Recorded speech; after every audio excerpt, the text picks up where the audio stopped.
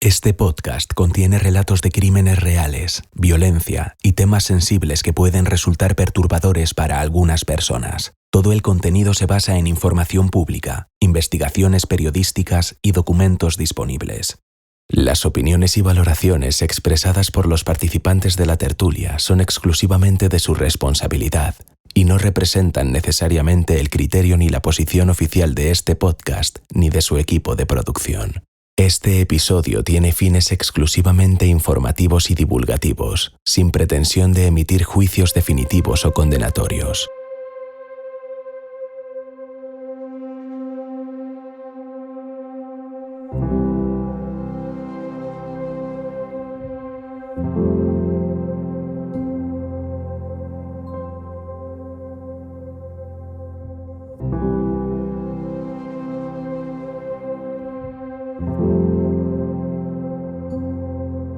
El verano de 1974, la familia Moxley se mudó a Greenwich, Connecticut, pero no a cualquier lugar de Greenwich, sino a Belle Haven, una comunidad residencial adinerada y exclusiva, protegida y, sobre todo, intocable. Para Martha Moxley, de 15 años, y su hermano John, el cambio de California a este vecindario de ensueño era el inicio de una vida nueva y perfecta. Su padre, John David, era socio de una entidad de contabilidad corporativa. Su madre, Dorothy, ama de casa. Eran una familia cariñosa. Vivían una vida que la mayoría solo podía soñar. Martha rápidamente se convirtió en el centro de su mundo. En el otoño de 1975, ya en la Western Junior High School, Martha no solo era una buena estudiante, sino también una gran deportista con mucho talento en arte. Había sido elegida como la más popular de su anuario. Quienes la conocían la describían como una joven alegre, segura de sí misma y fácil de tratar. Estaba siempre rodeada de amigos.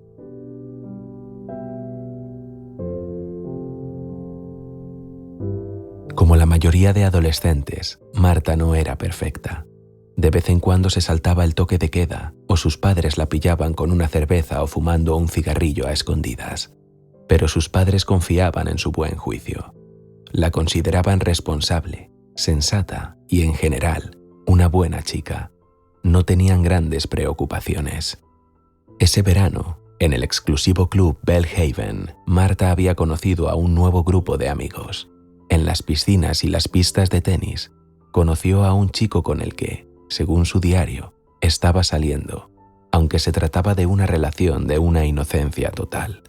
En otoño acababa de quitarse la ortodoncia y se había presentado a las pruebas para el equipo de animadoras. El mundo, según las páginas de su diario, estaba a sus pies.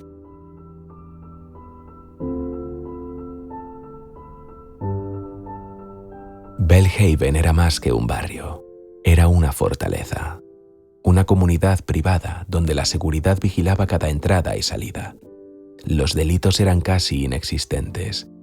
Todos se conocían y los padres confiaban ciegamente en sus vecinos. Era el tipo de lugar donde tus hijos podían ir de casa en casa hasta tarde y sentirse completamente seguros. Nadie podría imaginar que, en ese lugar de absoluta seguridad, el último fin de semana de octubre traería un horror que desgarraría a la comunidad.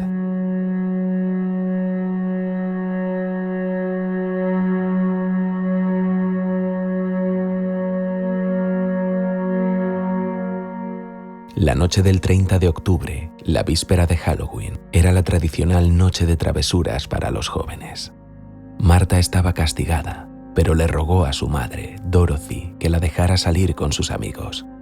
Finalmente, su madre cedió y la dejó ir. Fue la última vez que Dorothy vería a su hija.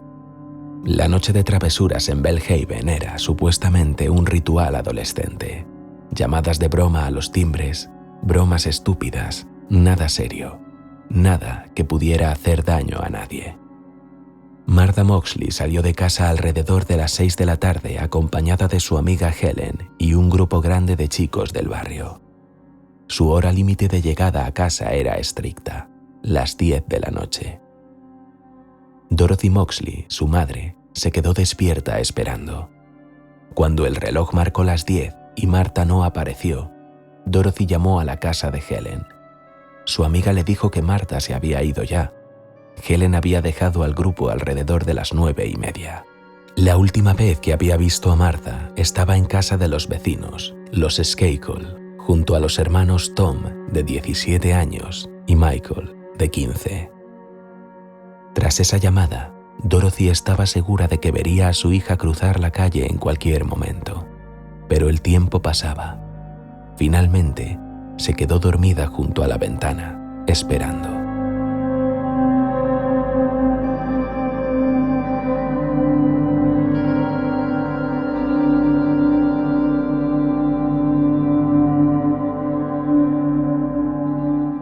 A la mañana siguiente, Dorothy se despertó con un horrible presentimiento. Acudió a la habitación de Marta para descubrirla horrorizada, intacta, con la cama sin deshacer. Buscó como loca por toda la casa y finalmente llamó a la policía, sabiendo que algo andaba muy, muy mal.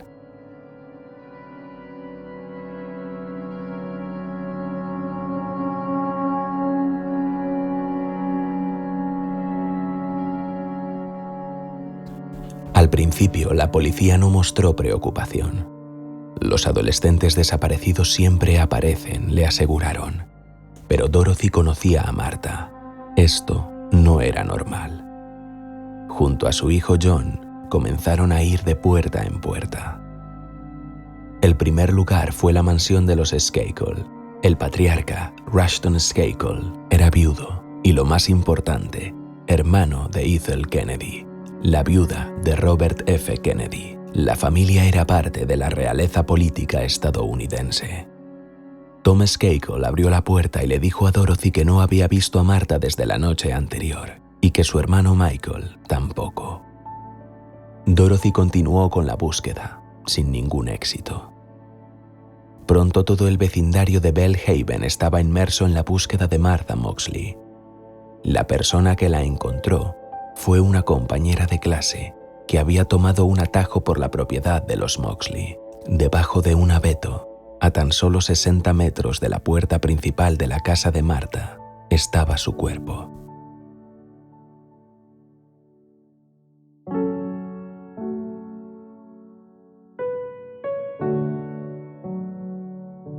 Martha Moxley, de 15 años, había sido apuñalada fatalmente en el cuello.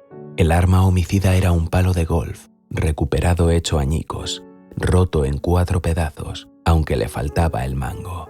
Los pantalones vaqueros y la ropa interior de Marta habían sido bajados hasta las rodillas. Sin embargo, las autoridades declararon que no hubo agresión sexual. Los detectives dedujeron que el ataque había sido brutal y repentino. Aunque el primer golpe fue dirigido a la mandíbula, lo que podría indicar un enfrentamiento, la ausencia de lesiones defensivas probó lo contrario. La habían tomado por sorpresa y el golpe inicial probablemente la dejó inconsciente. Había marcas de arrastre desde el punto del asalto inicial hasta el abeto donde fue encontrada. La hipótesis fue clara.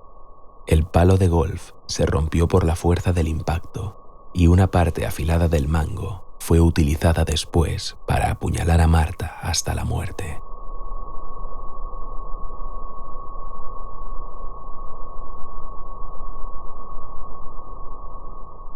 El horror había entrado en el impenetrable mundo de Belhaven y todas las miradas se dirigían ahora a la última casa que Marta había visitado, la de los Skakel.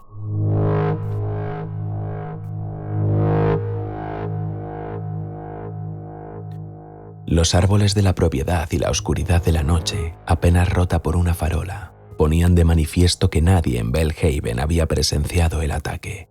Sin embargo, varios vecinos sí notaron algo. Los perros ladraron furiosamente entre las 9:45 y las 10:15 de la noche. Una ventana de tiempo que encajaba perfectamente con la hora del ataque. El descubrimiento del cuerpo conmocionó a la comunidad, pero la investigación policial se centró rápidamente en un punto de origen: el arma. El palo de golf roto utilizado para apuñalar a Marta pertenecía a la familia Skakel, coincidía con un juego incompleto encontrado en su propiedad. La investigación se disparó a nivel nacional cuando los Skakel entraron en escena.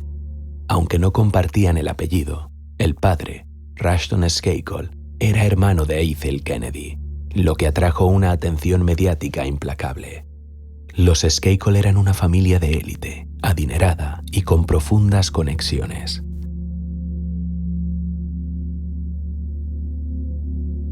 Los detectives construyeron la cronología de las últimas horas de Martha.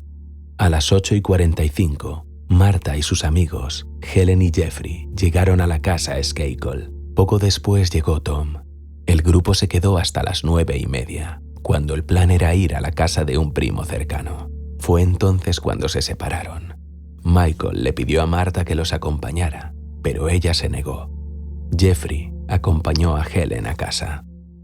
Martha se quedó a solas con Tom Skakel.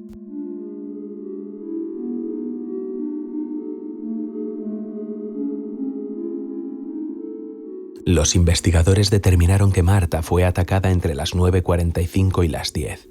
Sorprendentemente, ambos hermanos Skakel tenían coartadas sólidas. Tom Skakel, la última persona vista con Martha, declaró a la policía que se despidió de ella alrededor de las 9:30. Después, entró en la casa para terminar una tarea escolar y estuvo el resto de la noche con su tutor residente. Michael Skakel, por su parte, dijo que salió de casa a las 9:15 y llegó a las 11 para ir a la casa de sus primos, y estos corroboraron su historia. Sin embargo, los diarios de Martha revelaban que ambos hermanos coqueteaban con ella. En una de las páginas describía cómo Tom, mientras conducía, le había puesto la mano en la rodilla 2 veces, rechazándola a ella. También escribió que Michael estaba borracho esa misma noche y se había comportado de manera ridícula. Martha no parecía corresponder a ninguno de los dos, pero los testimonios de los amigos contaban una historia diferente. La noche del 30 de octubre, Helen recordaba haber visto a Martha y Tom jugando y coqueteando. Otros amigos afirmaron haber visto a la pareja alejarse tras una valla e incluso besándose alrededor de las 9:30. Las coartadas eran sólidas, pero los hermanos estaban íntimamente conectados con la víctima y el arma. La verdad de la noche de travesuras comenzaba a desmoronarse bajo el peso de los secretos familiares.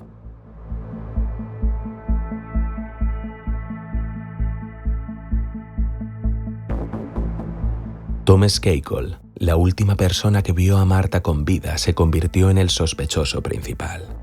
Inicialmente, los detectives pudieron realizar un registro superficial de la propiedad, pero cuando Rushton Skakel se dio cuenta de que la investigación apuntaba a su hijo, levantó un muro impenetrable.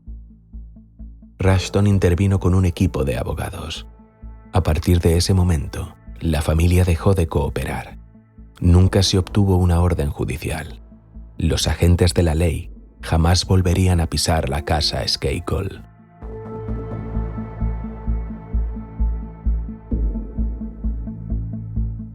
Rushton, en un movimiento que parecía protector, pero que más tarde levantaría sospechas, contrató a investigadores privados propios. Oficialmente era para evaluar riesgos, extraoficialmente para blindar a su familia.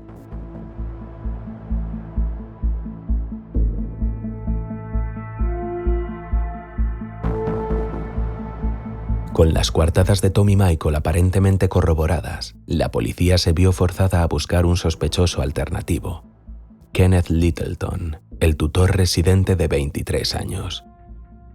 Los Skakel afirmaron que Kenneth había salido a investigar un ruido a las 9:45 y regresó a las 10:25, un margen de tiempo que se ajustaba al momento del ataque. Los investigadores indagaron en el pasado de Kenneth.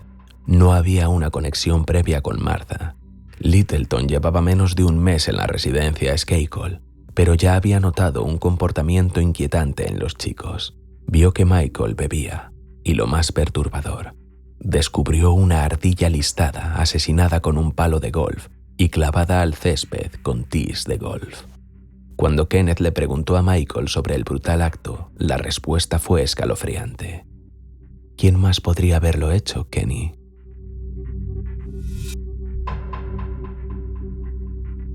Sin embargo, el testimonio de Littleton no era perfecto. Un año después, fue despedido de su trabajo por Rushton y cayó en una espiral de adicciones y problemas de salud mental. Su profundo resentimiento hacia la familia Skakel lo convirtió en un testigo cuestionable.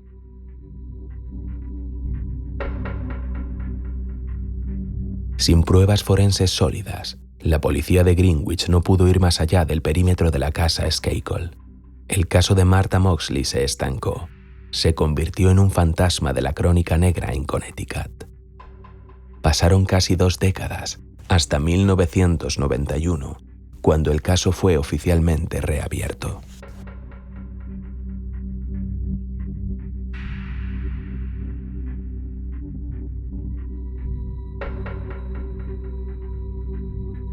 El verdadero punto de inflexión llegó en 1995.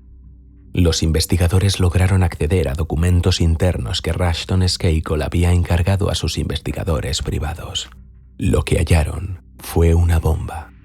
Los documentos revelaban que tanto Tommy como Michael Skakel habían mentido repetidamente a la policía de Greenwich durante sus entrevistas iniciales. Las coartadas de los herederos de Belhaven se estaban desmoronando y el horror volvía directamente al corazón de la familia Kennedy.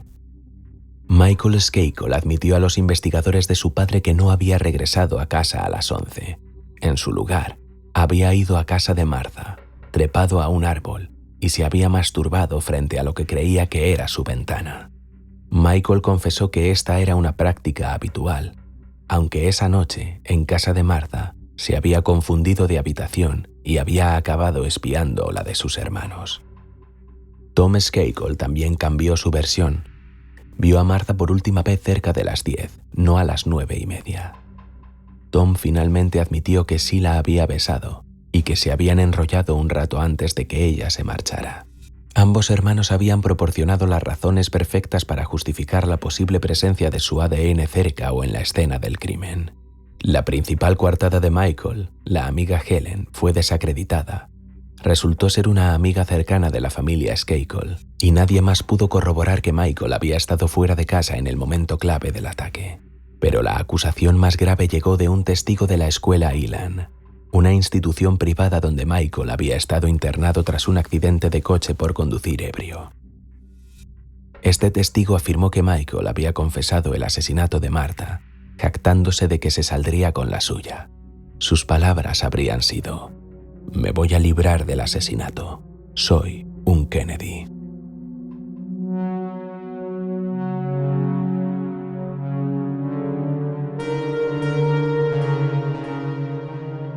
Aunque la acusación era explosiva, el testigo falleció por sobredosis antes de que su declaración pudiera tomarse oficialmente bajo juramento, dejando la confesión sin corroborar. Finalmente, en 1998, un gran jurado dictaminó que había pruebas suficientes para arrestar a Michael Skakel.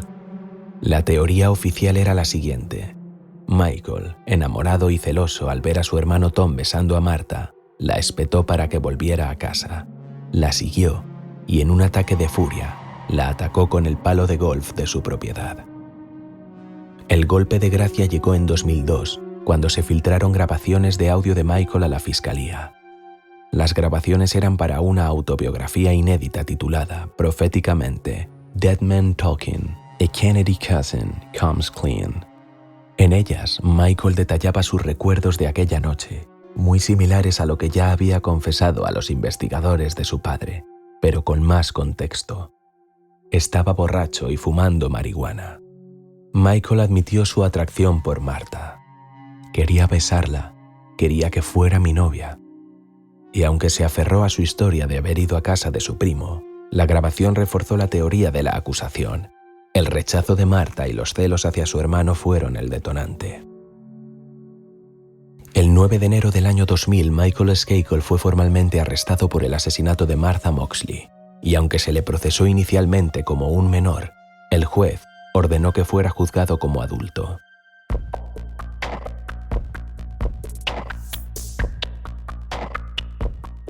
El juicio comenzó el 7 de mayo de 2002. 4 semanas después, el 7 de junio, El jurado declaró a Michael Skakel culpable de asesinato en primer grado. Fue condenado a 20 años de prisión, cerrando, aparentemente, un caso que había tardado 27 años en resolverse.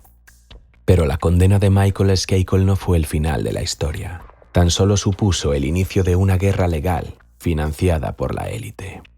Durante su encarcelamiento, Robert F. Kennedy Jr., primo de Michael, se convirtió en su más ferviente defensor, escribiendo 2 libros en apoyo de su inocencia. Kennedy argumentó que Michael había sido un chivo expiatorio para desviar la culpa. La estrategia legal funcionó. En 2013, un juez le concedió a Michael un nuevo juicio y fue liberado bajo fianza. La Corte Suprema de Connecticut restableció la condena original, enviándolo de vuelta a prisión, pero en 2018, la misma corte anuló definitivamente el fallo, revocando la condena. Michael Skakel, el hombre que una vez se jactó de que se saldría con la suya, fue liberado de prisión.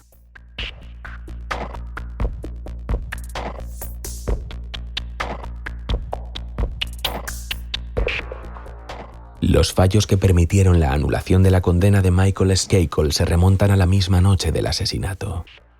Los investigadores originales de Greenwich en 1975 fueron señalados como inexpertos en crímenes de esta magnitud.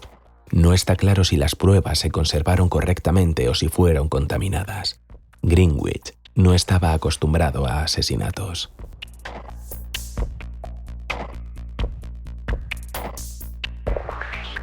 Las acusaciones de trato especial a la poderosa familia Skakel se mantuvieron. La policía nunca obtuvo una orden de registro adecuada para la propiedad de Skakel, a pesar de que el arma homicida provenía de su casa. Esto fue un error judicial masivo. La pieza clave de prueba que nunca se encontró fue el mango del palo de golf, la parte que probablemente contenía ADN o huellas dactilares cruciales. Además, varias pruebas desaparecieron del expediente del caso, incluidas fotografías clave de la autopsia. Este caso se convirtió en un nido de misterio, pruebas perdidas, una investigación policial torpe y la clara sombra del trato de favor para proteger a un asesino. Hoy Michael Skakel es un hombre libre. El estado de Connecticut no tiene planes de volver a juzgarlo. La razón: insuficiencia de pruebas forenses y la muerte de varios testigos originales. Muchos creen que si Michael no hubiese nacido en una familia tan influyente, el caso jamás habría sido desestimado e ignorado.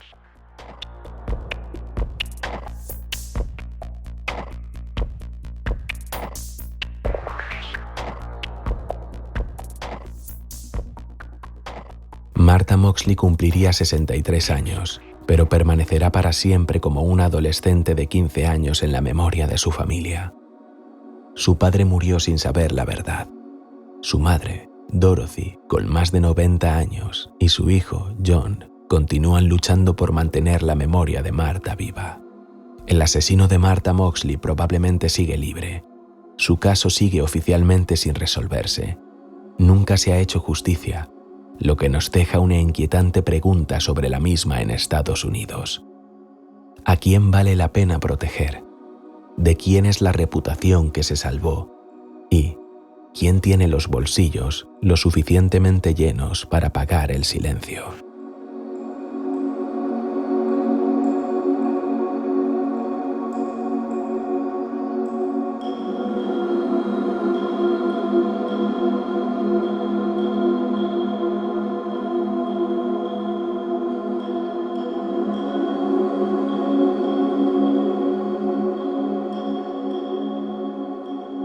Y os damos la bienvenida a todos nuestros oyentes una semana más a esta tertulia de A través de la niebla, en la que ya están, como no podía ser de otra manera, con nosotros Lidia Lozano y Pedro Riutor. Lidia, ¿qué tal estás? Recién estrenada, bueno, la temporada de tu podcast Videoclub Maldito, ¿cómo estás? Pues muy bien, encantada de estar aquí con vosotros otra vez y con mucho trabajo, pero bien, eso es bueno, ¿no? Eso es buenísimo, vamos. Y estamos buenísimo, sí, buenísimo. Estamos todos un poco agobiados, pero bueno, no nos quejamos, ¿no? Y está también con nosotros Pedro Riutor, que si hablamos de estrenos, Pedro, que acabas de publicar libro, ¿cómo estás? ¿Cómo te sientes? Pues bien, muy pletórico. Bueno, si no hay contratiempo, pues sí, cuando salga este programa ya habré publicado el libro, que en principio salía el 29, nada, con el que no espero que me den ni el premio Planeta ni nada, sino que ha sido más una aventura personal, bueno, tú lo sabes, Ujú. cortada por en medio de 17 años, un corte de 17 años y que, bueno, al final, pues oye, me ha animado y he dicho, pues voy a probar a ver qué tal. Así que si todo ha ido bien, el 29 ha salido en Amazon a la venta. Esperemos, vamos, yo claro, me ha roto la magia del directo porque yo lo estaba haciendo ya como en los programas de televisión. Acaba de... Ah, Pero no, bueno, pero es que esto es directo. Cuando lo grabamos en este es riguroso. directo, da igual la hora a la que nos escuchéis, noche, tarde, día, esto es directo. Esto va Que la, directo. que la semana pasada, sí, la temporada pasada, al final de temporada se hizo el sorteo de 2 de mis libros. Este final de temporada pues tendremos el tuyo, esperemos, ¿no? Sí, Ya. que lleva un título muy largo, por cierto, pues si alguien se interesa en leerlo, que es Iván y la casa de los perros lisiados, pero ahí va, por si yo qué sé. Ujú. Pues ahora ya nos pasamos de la ficción a la realidad. Con este caso, el caso de Martha Moxley, que hemos tenido un mes de octubre muy halloweeniense, por decirlo de alguna manera, ¿no? Un mes de octubre totalmente dedicado en cuerpo y alma a casos acaecidos en Halloween. Y este no deja de ser otro caso que lo comentaba un poco con Lidia fuera del directo, ¿no? Es un caso que tiene ese inicio en Halloween, pero luego se enrosca tanto en algo tan complicado y supone una trama tan rocambolesca que nos habla pues de la influencia de las grandes familias en Estados Unidos, etcétera, etcétera, que he decidido traerlo igualmente, aunque ya estemos en noviembre. Entonces, la primera pregunta obligada, ¿habíais oído hablar de este caso? Sí, Sí, ¿te yo sonaba? sí. Sí, sí, había, y de hecho, fíjate, cuando lo estaba leyendo pensaba, digo, pero este caso no lo tratamos ya. O sea, tenía como tuve como un déjà vu ahí, como que ya hubiéramos tratado este caso a través de la niebla anterior. Pero sí, me sonaba todo y bueno, como tú bien dices, es un caso que tiene muchos ingredientes muy apetecibles, que son familias con apellidos muy importantes, eh, mm, asesinatos, bueno, todo esto que siempre tira mucho, ¿no? Porque no es lo mismo que mate un pobre desgraciado, ¿no? Que alguien que se supone, porque culpable al 100% creo que todavía no hay demostrado al 100%, ¿no? Ujú, Pero sí, sí lo conocía, ¿eh? ujú. Yo, la verdad que, o sea, es un poco raro porque pensaba que no, luego al leerlo sí que había cosas que me sonaban. Entonces no sé si es que he visto algo por ahí y por eso me sonaba, pero claro, al estar la familia Kennedy ahí un poco implicada de manera indirecta, pues seguramente que habré visto cosas por ahí. Sí, a mí me pasó un poco lo mismo, que había como retazos en mi memoria de este caso de haberlo escuchado alguna vez de pasada, pero no me acordaba muy bien del todo, ¿no? Entonces, a la hora de escribirlo y de redactarlo para este programa, pues ha sido de nuevo pues, ir redescubriéndolo. Como decías un poco, Pedro, es un caso que ya hemos tratado algunos de esos asesinatos en lugares supuestamente idílicos, ¿no? Pero aquí estamos hablando de un lugar, Belhaven, una comunidad blindada.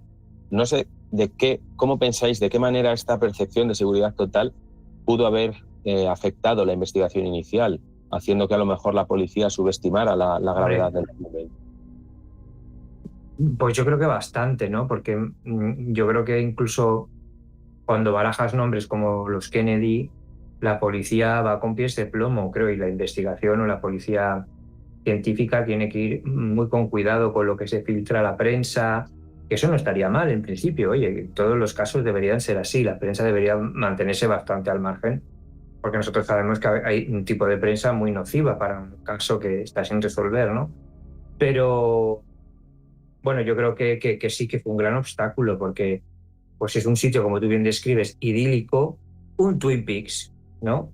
Sí. Es un Twin Peaks, a lo que incluso yo diría que un Twin Peaks de primera clase, ¿no? De esto, pues donde hay apellidos como Kennedy y tal, hombre, todo el mundo conoce a los Kennedy y bueno, yo creo que sí que fue un obstáculo grande, sí, y que hizo que muchas de las pruebas o de las sospechas se difuminaran un poquito, ¿no? Sobre todo al inicio. Ujú. Sí, yo opino un poco igual. Yo creo que la policía, al recibir este tipo de casos, es como los que menos les gusta, porque al final, vamos, imagino yo, porque al final pueden meter, o sea, pueden investigar muy poco realmente, sacar pocas cosas en claro, y luego lo que tú comentabas de la sensación esta de seguridad. Claro, cuando ves algo que está cerrado tan herméticamente, enseguida piensas que ha tenido que ser alguien de dentro. Y cuando la gente de dentro es tan poderosa, pues ahí empieza como todos los problemas de todo tipo. Porque, claro, entra en juego la familia Kennedy, que es la familia Kennedy. Sí, que ojito, que es un apellido que, vamos.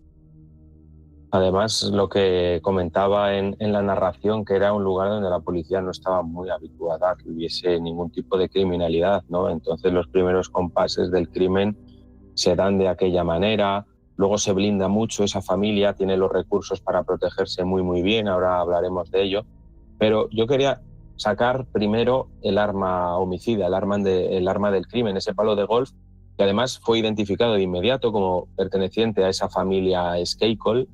No sé si creéis que este único hecho debería haber justificado ya un registro inmediato y exhaustivo de esa casa, sin importar sus conexiones, ¿no? Yo creo que sí, la verdad.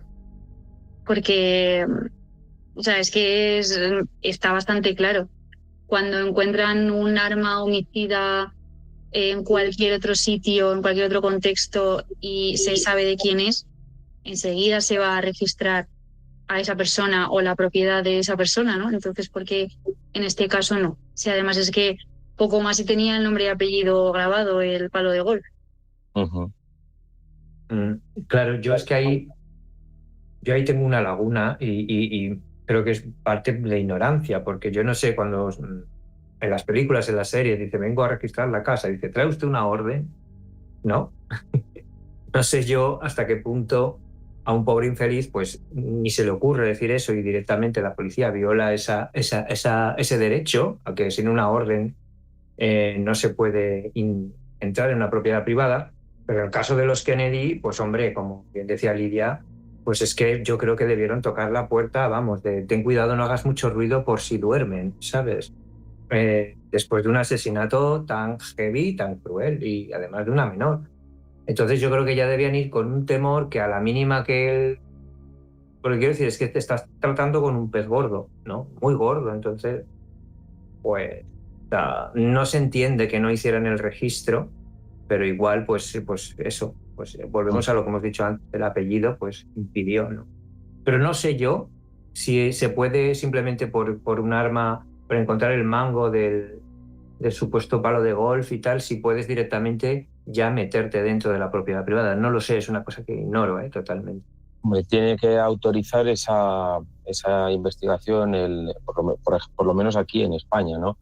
El juez instructor para que puedan acceder a la casa, pero yo creo que es una prueba de peso que justifica de sobra que esa inspección se lleve a cabo, ¿no? Y más aún cuando faltaba esa pieza clave, que era una parte del palo de golf, que nunca llegó a aparecer, lo comentaré después, pero sí que hemos hablado de Belhaven, que era como una suerte de fortaleza, ¿no? Donde los delitos, decía, eran casi inexistentes. No sé cómo creéis que este exclusivo entorno social pudo influir en la mentalidad de los hermanos Skakel. No sé si esta sensación de ser intocables hizo que las reglas de la noche, como la de la noche de travesuras, se llevaran hasta un límite que era del todo peligroso. No sé. Es complicado, hombre. Sabemos que la gente... Es que, claro, tampoco yo quiero caer en los tópicos y en el tipicazo, ¿no? De decir, bueno, la gente rica suele ser más malvada o más caprichosa o más, como lo han tenido todo, pues posiblemente sea así, ¿no? Pero yo creo que estos dos eran telita, no sé por qué, por lo que he leído, ¿no? Sobre todo me parece que había en el juego esto entre hermanos había una parte que era la dominante y la otra que era como que más se dejaba llevar, ¿no? Pero sí tienen todo el perfil de ser chicos que se han criado en la abundancia, que nada les es negado y que, bueno, que cuando se ven ante una situación mínimamente de estrés, pues reaccionan con violencia. Eso es lo que creo yo, no sé. Claro, yo no sé si más malvada o no, pero sí de sentir que son intocables, esa sensación yo la he tenido todo el caso de que ellos lo pensaban, de aquí yo puedo hacer lo que me dé la gana, que no me va a pasar nada. Es más, hay un momento que hay unas declaraciones de él como que llegó a decir, mira, soy un Kennedy, me voy a librar de esto, ¿no? O sea, se comentaba esto. Claro, por eso decía que yo no quiero caer en ese tópico, pero al final es que tienes que caer, porque a veces las cosas que aunque nos suenan y no nos gustaría decirlas y nos gustaría que fueran diferentes, pues son así por una razón, ¿no? Y yo sí creo personalmente que la gente que le es concedido todo, que no da valor a nada y que creen que están por encima porque así se les educa, pues muy posiblemente lo conviertas en un monstruo. Claro, yo creo que hay un dato también importante que es que ellos realmente, los hermanos, no son Kennedy. O sea, que al final, que lo de ser parte de la familia Kennedy les ha venido después. Entonces yo creo que eso también influye porque ellos ya tienen ese sentimiento de impunidad, ¿no? Lo que habéis comentado. Que yo no sé si estos chavales se habían criado ya dentro de la familia Kennedy o no, por época, o sea, por años, no lo sé, pero creo que es un añadido porque, claro, ellos ya tendrían que, o sea, ya estaban criados en una familia que tenía buena posición, ¿no? Pero al entrar en la familia Kennedy, pues ellos lo sienten aún más y por lo que habéis dicho vosotros, que actuaban pensando que iban a tener total impunidad y que no les iba a pasar nada. Totalmente. Además, que las coartadas que ellos dos dan son un poco de aquella manera, ¿no? O sea, bastante sospechosas, podemos decir. O sea, Tom Skakel, que es el último que has visto con ella, o Michael Skakel, al que según su diario Marta consideraba ridículo por su estado de ebriedad. Yo no sé cuál de estas dos coartadas originales os parece más sospechosa y por qué. ¿Quién se atreve? Bueno, a mí me parecen las dos sospechosas. Es que yo no me creo nada del caso. O sea, sobre todo de la primera parte de la narración, creo que ahí se fue a meter mucha paja para que, no sé, de alguna manera la dirección de la investigación fuera hacia otro lado. Eso es lo que creo yo. Entonces, de las dos, pues francamente es que te surge la duda, pero tienes la sensación de que ninguna es la real, ¿no? Y a día de hoy todavía creo que no sabemos la realidad al 100%. Esa es la sensación que yo tengo, no sé. Además, sabiendo que luego se descubrió que habían mentido en esas declaraciones. Claro, es que cuando empiezas en ese círculo de mentiras, como ocurrió en el caso aquí, tan famoso en España, llega un momento que dices, bueno, ¿qué es verdad y qué es mentira? Ya. Pues no, ahora te cuento la verdad, ¿no? Ahora te vuelvo a contar la verdad. Yo creo que un poco le pasa al mismo, y me sabe mal siempre citar los mismos casos, pero el caso Alcácer, ¿no? Que ahora tenemos otra vez al Ricard, de ahora no, y ahora voy a sacar otra versión.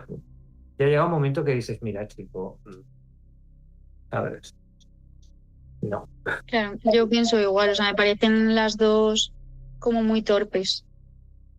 Y también es que eran dos críos, ¿no? O sea, yo creo que al principio dijeron un poco lo que a ellos se les ocurrió, lo que a lo mejor les fue guiando su padre, y luego cuando entraron en juego los abogados, pues ya dijeron algo que a lo mejor podía tener más sentido, pero lo que dice Pedro, que es que ni lo sabemos, ni yo creo que lo vamos a saber nunca lo que pasó realmente, porque en teoría la mató Michael, pero yo creo que fue algo de los dos hermanos o no sé, de verdad.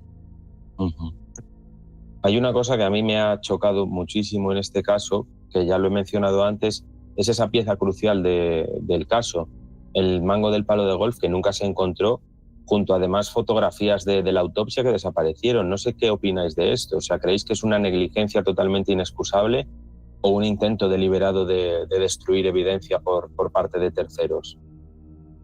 A ver, yo creo que la clave está en decir creo, ¿no? Porque claro, no lo podemos saber a ciencia cierta nunca, pero yo creo que fue un intento, y además un buen intento, con buenos resultados de destruir pruebas. Está clarísimo. Yo creo así, o pienso así, pero no sé, ¿sabes? No tengo la certeza. Es que es lo que hablábamos antes, es igual que el caso Alcácer. Es que hay tantas desapariciones de prueba, errores, tal, que llega un momento que uno no quiere pensar así, pero porque dices, a ver, yo entiendo que la investigación se ha hecho lo mejor que se ha podido y que esto es la realidad, ¿no? Pero cuando empiezas a ver tantas incoherencias, pues llega un momento que dices, hombre, una casualidad vale, dos también. Esto para el que crea en la casualidad, porque hay mucha gente que no cree. Hay gente que la casualidad la descarta automáticamente. No es mi caso, ¿no? Que yo estaría intermedio, ¿no? Entre casualidad y causalidad y todas estas cosas. Pero no sé, a mí me parece que en este caso sí fue, viniendo de una familia tan potente y tal, que fue un intento de hacer desaparecer. Uh-huh. Yo también, o sea, yo creo que era una familia que tenía influencia en todos los ámbitos de la investigación. Entonces, al final, pues lo que dice Pedro, que la policía lo hizo todo lo bien que pudo, pero con las limitaciones que le ponía la propia familia Skakel, ¿no? Porque al final el padre contrató también a investigadores privados y al final, pues lo que dijera la policía iba a dar igual, porque aunque dijeran que eran culpables los tres o cualquier cosa, iban a hacer todo lo posible por desmontar eso. Entonces, pues sí, lo que decís, ¿no? Que las pruebas se destruyeron con mucho éxito, yo creo. Uh-huh. Y además, al hilo de lo que estás diciendo, Lidia, o sea, es que Ralston Skakel contrató abogados e investigadores privados y la policía nunca pudo obtener una orden de registro de esa casa. Entonces aquí llega un punto en el que te planteas si la inexperiencia policial fue un error honesto o una excusa conveniente para no investigar a la élite con ese apellido Kennedy de por medio, ¿no? No sé.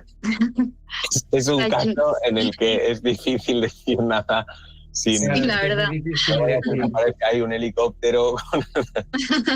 No, pero es que, claro, uno no quiere caer, lo que decía antes, no quiere caer en los tópicos y en los clásicos, ¿no? Pero de esto, de las películas, Pero, claro, es que tú imagínate que eres un policía y que te dicen, no, ahí no te metas, ahí no tienes que buscar nada. Y tú, vale, a poner multas. Y tú te endosan a ti este caso, o yo qué sé, o de repente te llega una amenaza, pues eso, o decir, oye, te estás acercando demasiado al fuego, pues, oye, no todo el mundo lleva un Robin Hood dentro. Yo supongo que debería haber mucha gente que debe decir, uy, yo aquí, y en eso estoy hablando de abogados, comprados, jueces, policías, testigos. Entonces, claro, cuando tú metes tanta mierda a un caso y lo ensucias todo y lo llenas de barro todo, es que luego separa lo que es verdad de mentira. Es que ya... Y además que en Estados Unidos en esta época, bueno, en todas partes, ¿no? Pero como estamos hablando de Estados Unidos, había mucha corrupción policial. Entonces, me creo perfectamente que esta familia le diera a los agentes de turno un montón de dinero para incluso poder jubilarse y que ellos se callaran y dejaran pasar de largo muchas cosas. Pero claro, es lo que decíamos, ¿no? Que es creer solo.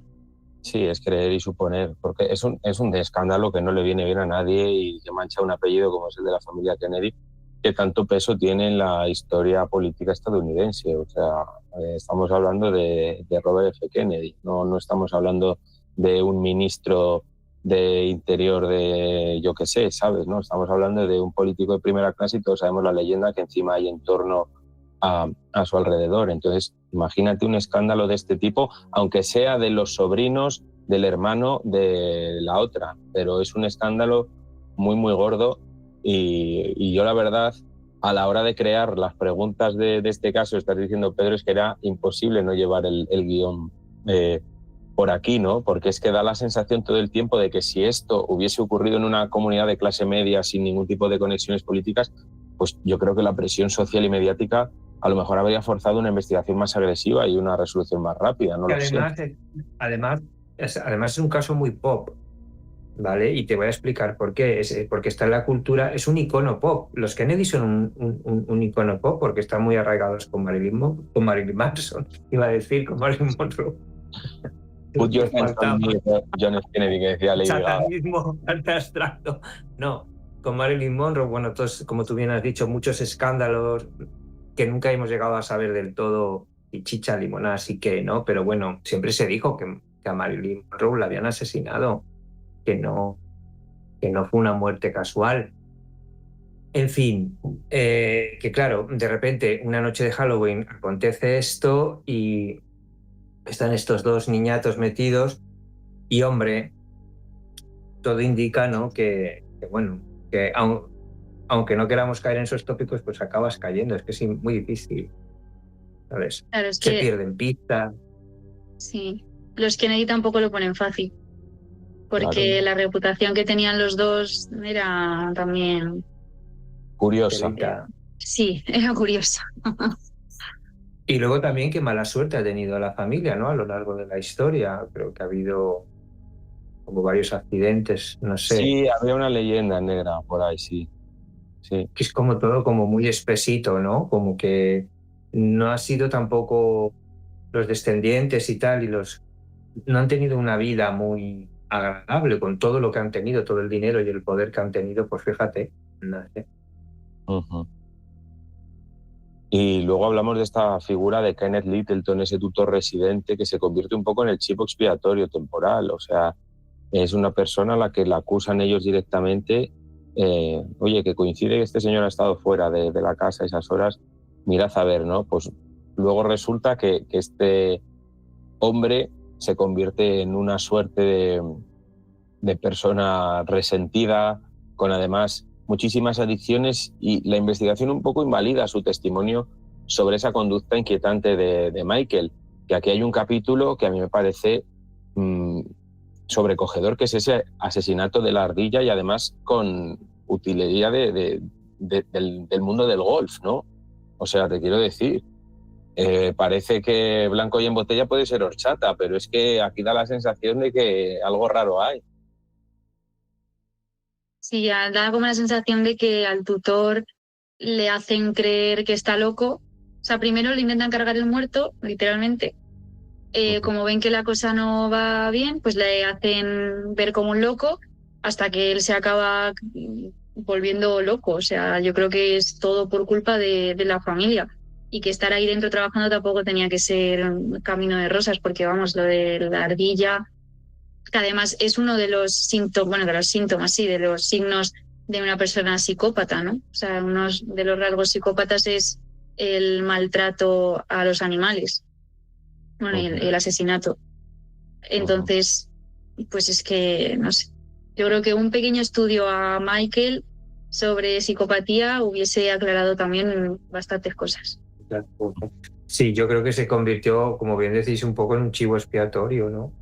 Y claro, me junto totalmente con la opinión de Lidia, que debía estar también de los niñatos, ¿sabes? Y de la familia Kennedy un poco harto. Hasta la gorrita, porque imagínate tener dos alumnos y que sean estos dos. Ya ni te cuento el servicio de limpieza, que debía haber ahí cada cosa, ¿sabes? Porque claro, los adultos, pues, más sensibles o más insensibles, pero bueno, tienen una educación, ya tienen una edad y tal, pero dos niñatos malcriados, yo estoy trabajando ahí en el servicio y el que los mata soy yo, vamos, yo les pongo, yo qué sé, Vapol en el desayuno, no sé, algo así, porque es que debían ser, yo me los imagino, yo ya estoy un poco delirando, pero me los imagino insoportables, ¿sabes? De aquello de que eres su tutor y te ponen una rana en el cajón de los lápices, o yo qué sé, o te van haciendo cosas así, o chinchetas en el asiento. Hijo mío, que no. O sea, y cuidadito a decirles algo porque son quienes son, ¿sabes? Sí, sí. Estos dos necesitaban una Rottermeier, estos dos niños. Sí, sí. A mí me recuerdan un poco al... Una Maricón. Dime, A mí me Lidia. recuerdan un poco a Lyle y Eric Menéndez también. Ah, sí, a los hermanos Menéndez. Sí. A mí también, cuando he leído el caso, tienes razón, me lo recordaban un poco. Pero los otros, pues, Los otros como que me da más la duda de si es verdad lo de los abusos, tal. No sé, como que... Oye, que puede ser también todo teatro. No he visto la serie, ¿eh? No sé qué tal es. Me han dicho que muy bien. Pero estos dos, no sé por qué, me los imagino tremendos, ¿sabes? Pues la serie, yo no he visto ninguna temporada de Monster, ¿eh? No he visto ninguna todavía, pero sí que es verdad que la temporada pasada nos pedisteis todos que hiciésemos a los Menéndez y yo como que me negué un poco porque estaban todos los podcasts sacando episodios y venga y venga y venga de los Menéndez, pero esta temporada resulta que nosotros ya teníamos el Dead Game y ahora está como recibiendo un montón de reproducciones en base a la temporada nueva de Monster, ¿no? Se llama la serie de Ryan Murphy. Monstruos, sí. Eso, sí. Yo esta temporada me la quiero ver porque sale Addison Rae, que soy súper fan, pero bueno, esto ya... Este tipo de casos tiene elementos muy, muy, muy comerciales, que son gente rica, son ¿sabes? muy Rollo pop, bebé. Claro. son totalmente Claro, pop. gente rica. Y sí, son muy pop, son tremendamente pop, son muy muy rollo, pues eso, súper populares, guapos, jóvenes, dinero, poder, ¿no? América, ¿no? Que América es como... Todavía tenemos en el Y inconsciente, ¿no? Que esa época, además. Esa esa época de época. América, que todo el mundo veía desde fuera América como el paraíso en el que todos teníamos que caer. Yo he mamado más cultura norteamericana o inglesa, vamos, yo siempre te lo he dicho, o sea, es que nos llegaba todo, ¿no? En los años 80, 90 venía todo de ahí, entonces recibías toda esa influencia, ¿no? Y lo guardabas como algo muy icónico, entonces, claro, no tiene nada que ver ahora está de moda lo latino y todo, es otro rollo, ¿no? Pero que claro, es que son casos que apetecen mucho, ¿no? Porque el lujo, la belleza, el crimen, ¿no? Todo como mucho morbo. Uh-huh. Ahora voy a hablar un poco para volver a él, a esos documentos de la investigación privados que revelan esas mentiras de estos dos hermanos. O sea, yo no sé cuál de las revelaciones, que son tremendas, el paseo de Tom a las 10 o la masturbación de Michael subido a un árbol, ¿cuál creéis que es el golpe más destructivo para las coartadas de los Skakel y qué habla esto de ellos, ¿no? Porque a mí el hecho ese que era ya que se suba a un árbol a masturbarse mirando a la otra y que resulta que esté mirando a la habitación de los hermanos... ¿Qué decir? No sé, Las Lidia. caras, Juan, las caras. Sin palabras. Sin Grábale palabras. las caras. Es que te viene como una estampa de un mono pajillero, ¿sabes? Lo primero que te viene. Subió a un árbol, es que a mí me parecía ridícula la escena, o sea... Sí. decir, Y hay encima alguien... equivocarse de habitación, porque él no sería la primera vez que lo hacía. Uh-huh. Sí, sí, Me encima, parece hasta más rara esta coartada. debía ser una práctica habitual de este señor, o sea, imagínate que luego además esa supuesta confesión de Michael de me voy a librar del asesinato, que soy un Kennedy, que ya hemos dicho, aunque no corroborada, se convierte un poco en el símbolo de este caso. Yo no sé cuánto peso creéis que tuvo esta frase en la percepción pública y en la decisión del jurado. Pues hombre, en el tema del jurado yo creo que no tuvo demasiado peso, ¿no? Porque al final sí solo dijo delante de, o sea, que puede ser verdad, puede ser mentira, pero luego a nivel, yo creo que tiene más peso a nivel popular, ¿no? Lo que decís antes de que es un caso como muy pop. Y es o sea, yo no sé si él ha cometido el asesinato, probablemente sí, pero es un símbolo más de querer mostrarse con mucho poder. O sea, es como pues otro rasgo de psicópata, ¿no? También de decir, si lo he hecho, me voy a librar porque soy un Kennedy. Claro, él no confiesa directamente, pero la frase da a entender que sí que lo hizo y que era consciente de que al ser de esta familia se iba a librar. Uh-huh. Yo opino igual, yo creo que el asesino es él. Vamos, si me tuviera que apostar, qué sé, un premio, ¿no? Diría, mira, si aciertas, pues diría, sí, hombre, está claro que el asesino es él. El hermano, no sé hasta qué punto está implicado. Yo creo, como decía al principio, creo que hay una parte dominante que es Michael y el otro era un poco como que se dejaba llevar, ¿no? Y era como, me da la sensación, ¿no? Y que el que realmente cometió el asesinato fue Michael, el otro simplemente es cómplice por, guardar silencio y por hacer un poco lo que le dictaba Michael. Y todo lo del árbol y todo esto a mí me sobra. Yo no sé los motivos y creo que no se sabrán nunca. Yo creo que esta chica, pobrecita, sinceramente, iba muy ilusionada por la vida, era inocente y se encontró con dos desgraciados, porque lo que tienen muchas veces los psicópatas es que si no asesinan, o sea, el tema de este chico, por ejemplo, es que si estamos ante un psicópata, pues cometió un desliz, ¿no? Como psicópata, que fue asesinar a esta chica. Pero si igual hubiera llegado a la adultez y no hubiera asesinado nunca, bueno, pues hubiera podido aprender por asimilación que no podía hacerlo porque el peso de la ley le iba a caer encima. Pero a lo mejor en la edad en la que estaba, pues bueno, se le antojó pegarle un palazo a la chica y luego la remató. Así de claro lo voy a decir. Es que y esta chica a lo mejor ni siquiera estaba interesada en ninguno de los dos. Posiblemente pues era algo más naif, ¿no? Amistoso, tal, de vecinos, de conocidos. Y que para mí está muy claro que el asesino es él y punto. Pero claro, yo no he estado en la investigación, no puedo señalar a nadie. Claro, pero aquí ya sabéis, es una tertulia. Lo que está claro es que este señor es declarado culpable en 2002, pero esa intensa campaña y los libros de Robert F. Kennedy Jr. finalmente logran la anulación de la condena. No sé si pensáis que esa anulación fue más una rectificación a un juicio injusto o verdaderamente una demostración de que el dinero y la fama pueden anular cualquier sentencia, porque además es que el Estado decide no volver a juzgar a Michael Skakel. Entonces, bueno, os hago esas preguntas en una. ¿Este fracaso es culpa de los fallos originales del 75, como las pruebas perdidas, o es una señal de que el sistema se dio por vencido ante la complejidad legal y esa falta de voluntad política?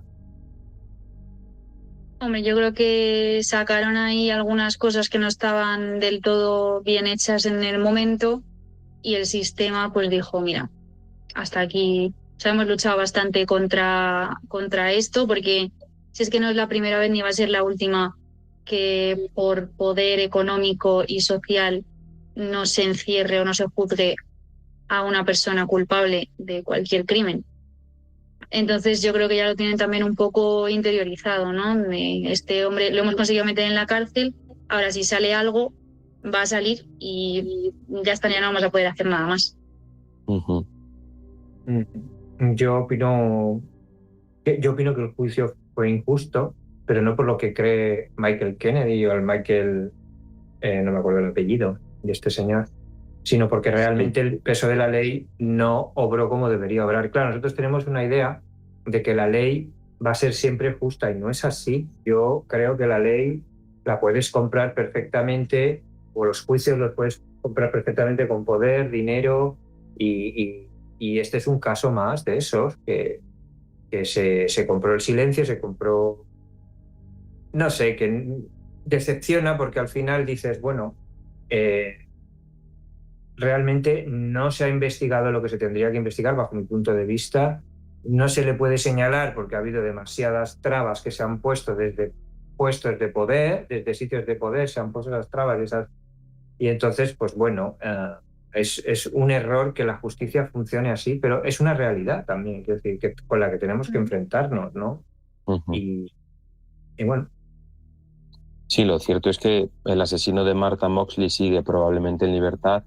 Entonces yo no sé cuál sería el mensaje más importante que deja este caso a la sociedad sobre la aplicación de la ley en comunidades de élite. ¿Se hará justicia en algún momento para Martha Moxley? Yo lo dudo mucho. Yo creo que no. Y como me decía Fangoria o Alaska, o Nacho, decían es que la ley tendrían que ser unos robots que metieras toda la información y dijeran culpable, inocente y dieran una sentencia. No, pero esto no. Y yo digo, no, y si no le entra un virus, ¿sabes? Que le meta a alguien rico. Pero debería ser una cosa así, ¿no? Pero no se va a hacer justicia, evidentemente. No, yo opino lo mismo. O sea, para Marta, claro, es que la justicia tampoco es justa. O sea, al final es un constructo social, algo que hemos inventado nosotros, ¿no? Entonces, para Marta no se va a hacer justicia. Ahora, para lo que piensa la familia Skakel era, ¿no? Sí. Para ellos sí, claro. Para ellos es justo lo que ha pasado. Hombre, este hombre estará contentísimo, fuera, en la calle y eso. Qué bueno, pues chicos, hasta aquí el episodio de hoy. Un caso que la verdad a mí me deja mal sabor de boca, ¿no? Pensar en este, vamos, en esta chica y en estos chicos en libertad y con más dudas que certezas sobre todo lo que hemos contado, pero bueno, ya deberíamos estar... Perdona que te interrumpa. Y creo que el tutor finalmente acabó suicidándose, ¿no? Me parece que sí, o que murió a los pocos años. Ahí me dejas a mí loco. Bueno, no sé si yo lo he leído en algún sitio que después de haberse demostrado su inocencia, pues estuvo, no sé si metido en una vorágine de drogas, tal, y que finalmente falleció. No sé si por suicidio, por sobredosis, no sé. Lo estoy buscando, ¿eh? A ver, lo que está claro es que como te metas en el camino de alguien poderoso, tarde o temprano, si tú no eres igual de poderoso, vas a acabar mal. No se suicidó, Kenneth Littleton. O sea, sí que dice que hubo un momento en el que consideró quitarse la vida, pero no llegó a hacerlo. Y que el estrés de la investigación sobre el asesinato de Martha Moxley le llevó a pensar en el suicidio, según el testimonio de su exmujer, Mary Baker, en el juicio de 2002. Pues mira, iba yo confundido. O sea, me sonaba, no me quería. Sí, falleció hace unos años, 2019. Pues nada. Pues chicos, hasta aquí el caso de hoy. Muchísimas gracias por estar con nosotros. Antes de despedirme, yo quiero decir a nuestros oyentes que tenemos unos episodios exclusivos, maravillosos para mecenas. Cada semana tenéis uno nuevo, así que si queréis más contenido de A Través de la Niebla lo podéis encontrar ahí. Lo digo porque es que ahora vamos a grabar el de mecenas y es un caso muy interesante, entonces sería una lástima que os lo perdieseis. Pedro, muchas gracias por estar aquí, mucha suerte con el lanzamiento del libro. Ya lo comentaremos. Yo, mira, con que me den el premio Planeta ya me conformo. Te conformas, ¿no? Ya. Una persona modesta, ¿para qué más? Claro, ¿para qué más? Están comprados, a nosotros todavía no nos han dado un Ondas, imagínate. Y Lidia, pero muchísimas Javier, gracias. Sí, Y Lidia, muchísimas gracias por estar aquí. También muchísima suerte con Videoclub, que desde aquí lo digo, que el otro día nos preguntaron en me he suscrito. Muy bien, eso es lo que tenéis que hacer todos, suscribiros a Videoclub Maldito. Lidia, muchas gracias por estar. Nada, muchas gracias a vosotros. Y a todos nuestros oyentes, ya sabéis, nos escuchamos la próxima semana a Través de la Niebla. Un abrazo muy fuerte.